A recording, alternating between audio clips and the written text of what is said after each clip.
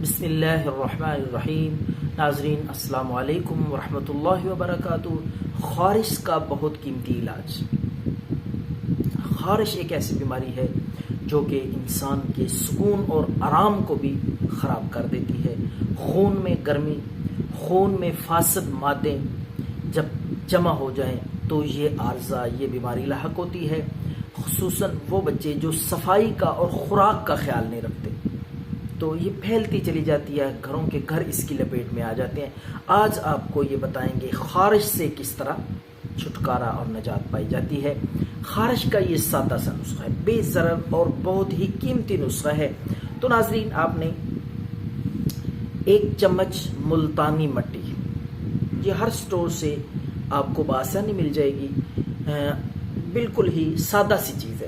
1 چمچ ملتانی مٹی لیں، آپ اس کو خشک کر کے اس کا باریک چورا سا بنا لیں، باریک پاؤڈر بنا لیں۔ اس کے بعد آپ نے 1 چمچ گلیسرین، یہ بھی سادہ سی چیز ہے، گلیسرین اس میں آپ نے مکس کرنی ہے۔ اس کے بعد یہ جب دونوں چیزیں آپ ملتانی مٹی اور گلیسرین مکس کر لیں، اس کے بعد آپ نے 50 گرام سرسوں کا تیل وہ اس میں ڈال کے اچھی طرح حل کرنا ہے تاکہ یہ دونوں چیزیں اس میں مکس ہو جائیں، یکجاں ہو جائیں۔